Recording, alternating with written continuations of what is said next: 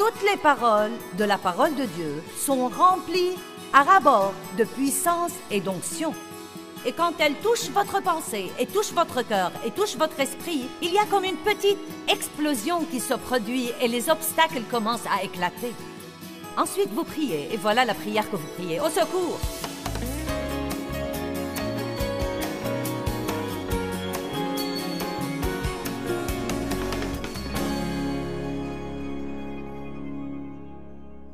Quand vous recevez Christ comme votre sauveur, Christ vient, le Saint-Esprit vient, Dieu vient vivre en vous. La Bible dit que notre corps est le temple du Saint-Esprit. Et tout au long de ces sessions, je ne vais pas arrêter de dire que Dieu vit en vous. N'essayez pas de trouver Dieu, il vit en vous. Vous ne devez pas toujours essayer d'arriver à Dieu, il vit en vous. Et comme je l'ai dit la dernière fois, Dieu ressemble à une force magnétique à l'intérieur de nous. Et il nous attire constamment à lui. Eh bien, nous avons une âme. Et notre âme nous pose beaucoup de problèmes. Tout va dans votre esprit en ce moment si vous êtes régénéré, le savez-vous? Votre esprit a été perfectionné, nettoyé et sanctifié parce que Dieu ne peut pas demeurer dans un lieu qui n'est pas saint. Donc, quand le Saint-Esprit vient vivre en vous, vous êtes sanctifié, vous êtes rempli de justice. Vous avez de nouveaux désirs qui viennent à vous. C'est pourquoi la Bible dit que celui qui n'a point connu le péché est devenu péché afin que nous devenions justice de Dieu en lui. Vous avez été justifiés devant Dieu par Christ. Maintenant, il faut apprendre à vous comporter comme il faut. Il vous donne une graine de tout ce qu'il veut que vous fassiez. Dieu ne va jamais exiger que vous fassiez quelque chose sans vous donner la capacité de le faire. C'est pourquoi je répétais pendant les 2 dernières années que vous pouvez faire tout ce que Dieu vous demande de faire. Il ne va pas vous demander de faire quelque chose que vous ne pouvez pas faire. Donc, la chose la plus insensée que nous puissions dire, c'est « Dieu, je ne peux pas ». Car si c'est Dieu qui vous a dit de le faire, vous pouvez le faire. Nous avons du mal à pardonner à ceux qui nous font mal, et c'est notre prétexte pour rester dans l'amertume. Eh bien, c'est trop dur, c'est trop dur. Mais vous savez quoi? Si nous ne pouvions pas le faire, Dieu n'aurait pas rempli la Bible d'instructions pour qu'on le fasse. Et tout ce que Dieu nous dit de faire est pour notre bien. Tout ce que Dieu vous demande de faire ou de ne pas faire est pour votre bien. Donc, nous contactons le monde par notre corps. Nous contactons Dieu par notre esprit.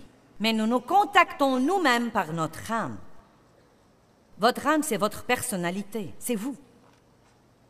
Dans votre âme, vous avez des désirs. Vous voulez, vous pensez, vous ressentez. Je veux, je pense, je ressens. Nous avons tous des choses que nous voulons, mais Dieu a des choses qu'il veut. Et si ce qu'il veut ne s'accorde pas avec ce que nous voulons, devinez qui va l'emporter. L'avez-vous déjà compris? Vous avez compris que la volonté de Dieu va l'emporter à la fin? Et si Dieu ne finit pas par triompher dans votre vie, vous serez malheureux. Aussi simple que ça. Vous ne serez pas heureux si vous n'êtes pas d'accord avec Dieu. Ça ne va pas marcher. C'est étonnant ce qu'une conscience tranquille peut faire. C'est merveilleux d'être en paix. Nous pensons. J'ai parlé de ça hier, pas autant que je voulais, mais nous pensons, nous pensons, nous pensons, nous pensons, nous pensons, et nous nous attirons tant d'ennuis en pensant. Parfois, nous pensons trop à une chose. C'est comme si Dieu nous dit quelque chose, un désir s'introduit dans nos cœurs, nous savons que nous sommes censés faire quelque chose, et ensuite notre pensée entre en action, et nous commençons à penser à toutes les raisons pour lesquelles nous ne devrions pas le faire, et pourquoi ça ne marchera pas, et ce que ça va nous coûter, et combien ça va être dur. Et nous nous retrouvons dans la désobéissance de nouveau. Et nous aurions mieux fait de ne pas y avoir pensé un peu trop. Un peu trop. J'ai en fait découvert que je peux étudier à l'excès. J'ai appris à être menée par l'esprit dans mon étude. J'étudie jusqu'à ce que je me sente remplie. Puis je me fie à Dieu pour faire ressortir ce qu'il m'a aidé à assimiler. Mais si je garde ça trop dans ma pensée, alors je viens ici et je fais un gâchis. La Bible dit « Ne t'appuie pas sur ta sagesse. Confie-toi en l'Éternel de tout ton cœur et de toute ta pensée et ne t'appuie pas sur ta sagesse. Reconnais-le dans toutes tes voies, et il aplanira tes sentiers. Eh bien, nous avons tous des voies. J'ai ma façon de faire les choses. Vous avez vos façons de faire les choses. Mais Dieu doit faire à son idée, sinon les choses ne vont pas marcher dans nos vies. La conversion, recevoir le Christ, marque le retour initial de l'âme à Dieu. Et Dieu cherche ce que la Bible appelle l'union, qui veut vraiment dire l'unité. Vous savez, vous pouvez parfois entendre parler du mariage comme l'union de mariage, où l'homme quitte son père et sa mère et les deux deviennent un. Un. Dieu veut être un avec nous. Il veut que nous soyons un avec lui. Cela veut dire penser comme lui, vouloir les mêmes choses. Jésus a dit « Je ne dis que ce que j'entends mon Père dire. Je ne fais que ce que je vois mon Père faire. Celui qui m'a vu a vu le Père. Tout ce qui est à lui est à moi, et tout ce qui est à moi est à lui. » Unité, unité, elle vous donne la puissance. À l'instant où vous recevez Christ comme votre sauveur, vous commencez un voyage, le voyage de toute une vie. Et vous serez dans ce voyage tout au long de votre vie. Il ne s'agit pas tant d'arriver à la perfection avant que Christ ne vous appelle au ciel que de continuer à avancer, à aller dans la direction de Dieu et à faire de votre mieux pour faire tout ce que vous croyez que Dieu vous demande de faire ou de ne pas faire. Dieu ne va pas vous demander de faire quelque chose sans vous donner la capacité de le faire. Dieu ne va pas vous demander de faire quelque chose sans vous donner la capacité de le faire. Si vous commencez à sentir que Dieu vous dit de vous séparer de certains de vos amis parce qu'ils empoisonnent votre âme, et qu'ils ne sont vraiment pas bons pour vous, et qu'ils vous rabaissent toujours, et qu'ils ne mènent pas le genre de vie que vous essayez de vivre, et qu'ils vous tentent toujours d'aller au mauvais endroit et de vous impliquer dans de mauvaises choses. Allez, est-ce que je parle à quelqu'un? Et vous savez que Dieu s'occupe de vous. Mais vous pensez, eh bien, je serai solitaire. Eh bien, je n'aurai pas d'amis. Puis vous pensez, je ne veux pas les blesser. Et donc, malgré toutes ces absurdités, continuez à obéir à Dieu, alors que vraiment, oui, vous serez solitaire pendant un temps, mais ce n'est pas aussi mauvais que ça. Quand vous n'avez personne d'autre, vous apprenez à mieux connaître Dieu. Et ensuite, au bon moment, écoutez maintenant, si vous sacrifiez la chose à laquelle vous vous cramponnez et qui en fait vous rend malade,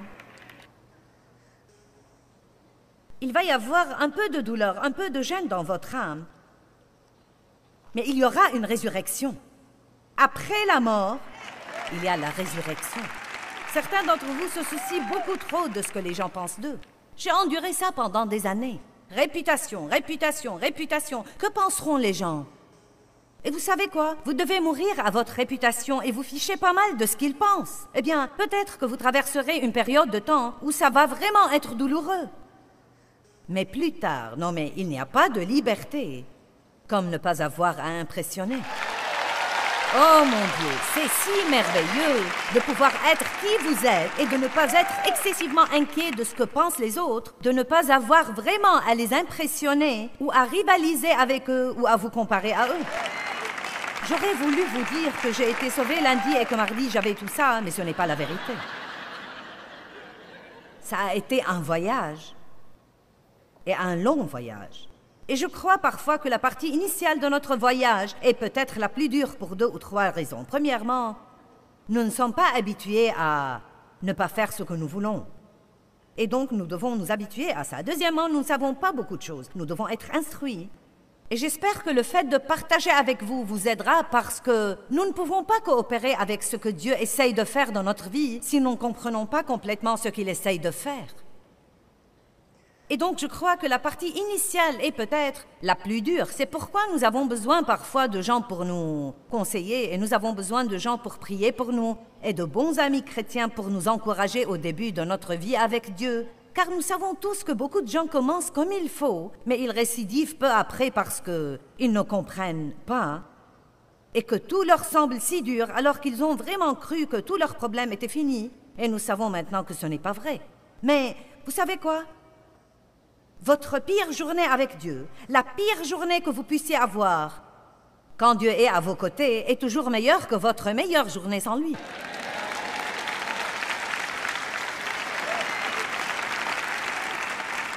Donc, nous commençons ce voyage, mais il y a des obstacles sur notre chemin.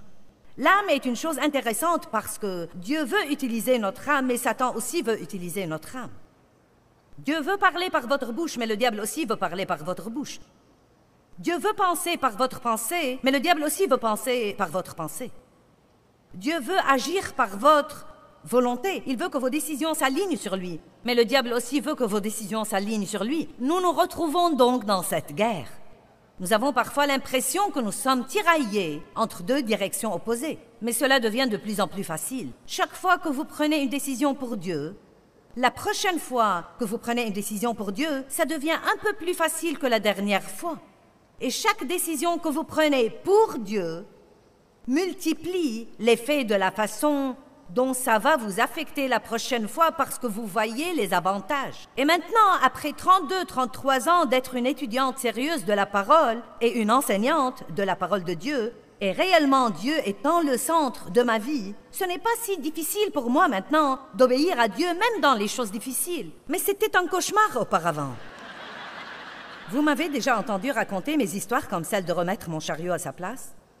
Il m'a fallu 2 ans. 2 ans pour arriver au point d'obéir à Dieu toutes les fois. Et quand j'allais à l'épicerie, c'était à l'époque où j'avais commencé. Je donnais une étude de Bible à la maison. J'avais mes enfants. Rien chez Dave ne me plaisait. Je voulais qu'il change. Je n'aimais personne. Je ne m'aimais pas. Vous savez, tous mes enfants me rendaient folle. Et vous savez, j'allais à l'épicerie, je n'avais pas d'argent. Vous savez, tout devait être calculé, on devait attacher les coupons, tout ça était un cauchemar. Mais je donnais déjà une étude de Bible, j'étais régénérée, remplie de l'esprit, j'avais un appel sur ma vie. J'aimais Dieu, et Dieu a commencé à me dire de remettre mon chariot d'épicerie à sa place. Pourquoi devrais-je faire ça? Personne d'autre ne le faisait. 2 ans! 2 ans! Où Dieu m'a martelé avec ça, avant que je ne le remette s'il pleuvait, et le remette s'il neigeait, et le remette si j'étais pressée. Non, mais de le remettre là où il devait être. Et si là où il devait être était rempli et qu'il n'y avait pas de place, je le ramenais au magasin, je le prenais au magasin et je le remettais à sa place. 2 ans! L'autre jour, je me faisais faire mes ongles et je suis allée aux toilettes.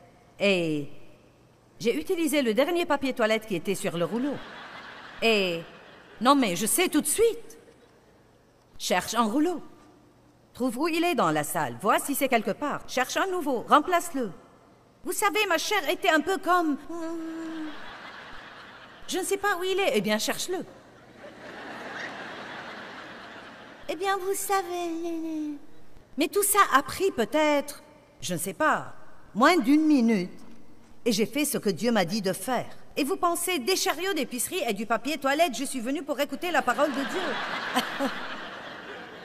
Puis-je vous dire quelque chose? Si vous n'allez pas obéir à Dieu dans de petites choses comme ça, vous feriez aussi bien d'oublier l'obéissance à Dieu dans d'autres trucs. Et vous n'êtes pas tous obligés d'aller à l'université de théologie pour apprendre à obéir à Dieu. Vous pouvez aller à l'université du Saint-Esprit et il vous l'apprendra où que vous soyez. Je n'ai pas été à l'université. Mais regardez-moi. Et je dis la vérité, je vous raconte ces histoires parce que c'est là où Dieu a commencé à me former. Je passais beaucoup de temps à l'épicerie et c'est là où ça a commencé. Dieu m'enseignait l'intégrité. Il m'enseignait à être une femme à caractère pieux, à être une femme d'excellence et à ne rien faire de la façon la plus relâchée et la plus facile dont je pouvais me débrouiller, mais de faire les choses comme il faut, surtout quand personne ne me voyait. Personne n'était dans cette salle de bain avec moi. Personne n'allait savoir si j'avais remplacé le papier toilette ou si j'avais laissé à la personne suivante de faire ça. On n'aime pas quand on va à la salle de bain et qu'il n'y a pas de papier toilette.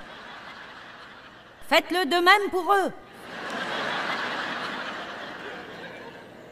Tout ce que vous voulez que les hommes fassent pour vous. Je ne sais pas de quoi ce message aura l'air quand il sera traduit en chinois et en dialecte indien et... Vous savez. Mais je vous dis une chose, nous avons tous les mêmes problèmes quelle que soit la langue que nous parlons. Et Dieu veut que nous soyons des gens d'excellence.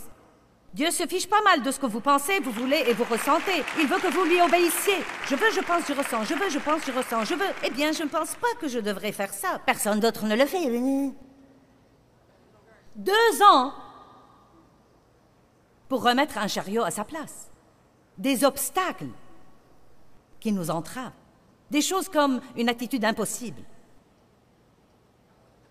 L'égocentrisme. Je ne comprenais pas pourquoi je n'étais pas heureuse. J'allais à tous les séminaires, je faisais la guerre spirituelle, j'allais aux prières d'intercession, j'apprenais à lier et à délier tout ce qui bougeait. Je chassais des démons. Je m'accordais, je tempêtais, je continuais. Je n'étais toujours pas heureuse. Dieu m'a dit, tu es égoïste. Je n'y avais jamais pensé. Tu ne peux pas être heureuse et imbu de toi-même en même temps. C'était un obstacle. Furieuse, impitoyable, paresseuse, avide, autoritaire, la langue acérée, jalouse, mécontente, ingrate, et la liste peut continuer pour des kilomètres et des kilomètres. Et ce n'est même pas notre tâche d'écarter ces obstacles, et c'est la bonne nouvelle, car vous ne pouvez pas vous changer vous-même. Et pas seulement ça, à vrai dire, vous ne pouvez même pas vous occuper de quelque chose dans votre vie avant que Dieu ne mette le doigt dessus. C'est pourquoi c'est vraiment inutile que quelqu'un d'autre vienne vous dire que vous devez réparer ceci ou changer ceci ou cela. Les gens autour de moi me disaient quand j'étais un gâchis, « Quel est ton problème ?» Et je pensais, « Je n'ai pas de problème. » Que voulez-vous dire par ça? Je n'en avais aucune idée. Mais vous savez quoi? Quand Dieu a mis son doigt sur moi, quand Dieu a commencé à me révéler mon moi, oh mon Dieu!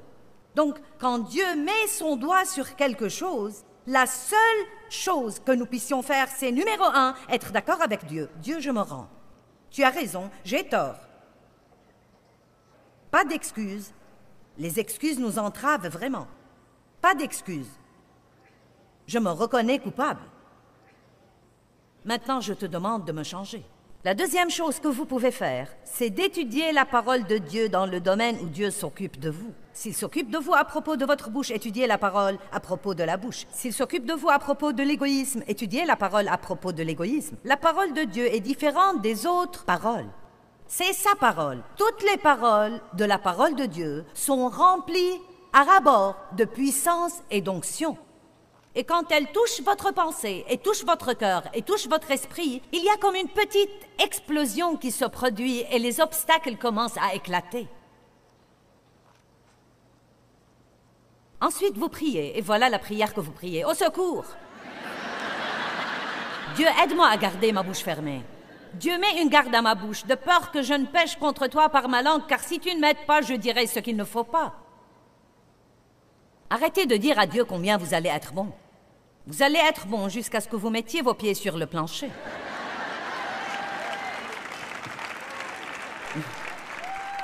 Je parie que Dieu rit quand nous commençons tous les matins à faire nos plans pour la sainteté. Ah oui, aujourd'hui, je ne vais pas pécher. Je ne vais rien dire de mauvais, Dieu.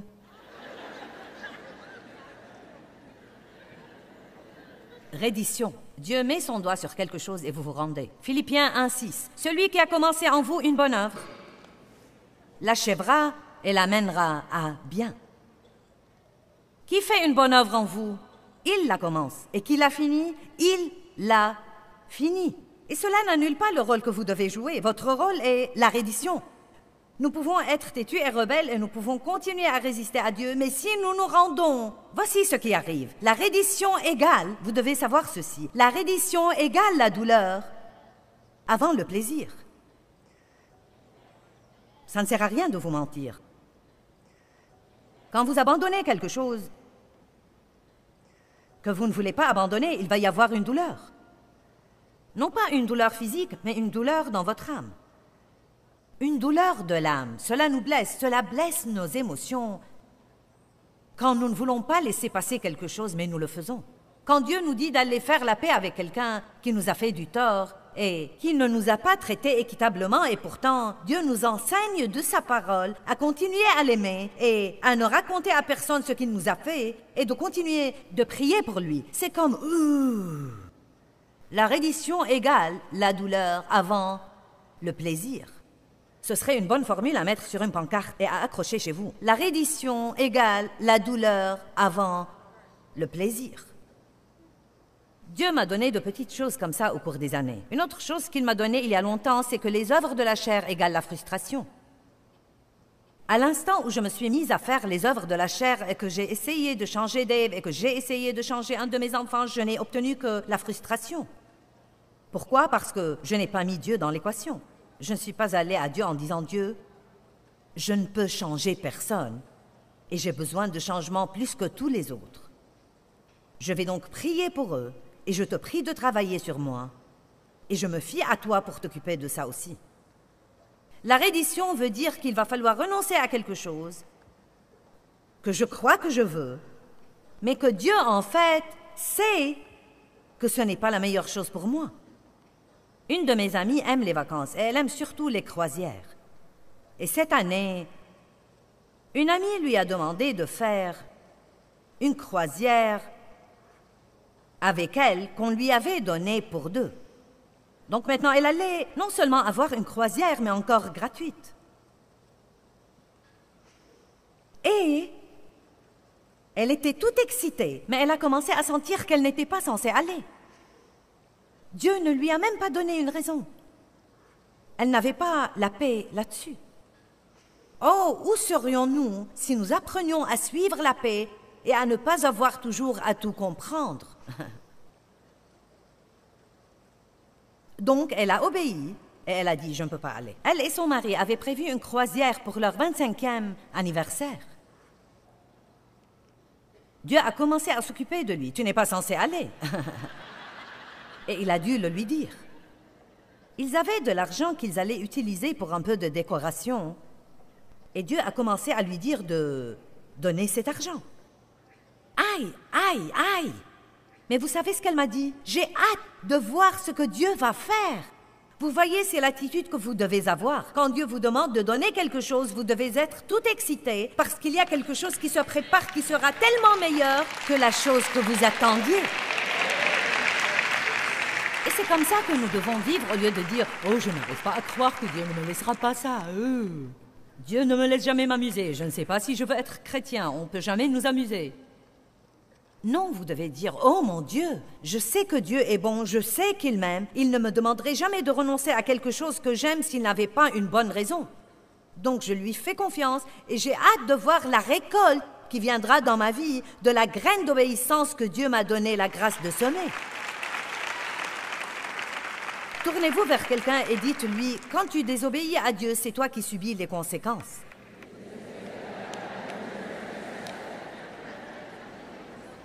Maintenant, l'unité avec Dieu, entrez dans l'unité. Vous comprenez tous quand je dis l'unité avec Dieu? Entrez dans l'unité avec Dieu. Lui donnez votre pensée, lui donnez votre bouche, lui donnez vos divertissements, lui donnez votre argent. Il ne veut pas vivre dans cette petite boîte de dimanche matin dans laquelle nous essayons de le garder. Nous le sortons pour 45 minutes le dimanche matin, nous le remettons dans la boîte et nous vivons comme tous les autres le reste de la semaine. Non, non, non, non, non, non, non, non, non, non. Si c'est ce que vous voulez, vous êtes dans le mauvais bâtiment et vous devez essayer de vous évader rapidement. La reddition égale la douleur avant le plaisir. Mais je suis si heureuse maintenant que je peux à peine me tenir en place. Et vous ne savez pas combien d'années j'étais malheureuse. Vous ne savez pas combien d'années j'étais une chrétienne malheureuse. Vous ne savez pas combien d'années j'étais une prédicatrice malheureuse. Mais plus jamais. Oh, plus jamais. Vous savez quoi, je suis contente. Je suis heureuse, je suis paisible. Je n'ai même pas besoin de faire à mon idée maintenant pour être heureuse. Allez maintenant, c'est ça la liberté. Mais c'est un voyage. Et je passe toujours des tests. Le papier toilette était un test. Je me fiche de ce que vous pensez. C'était un test. Dieu me testait pour voir. Ça va toujours là, Joyce? Combien d'entre vous savent que Dieu vous teste de temps en temps? Passez votre test maintenant, sinon vous allez le repasser.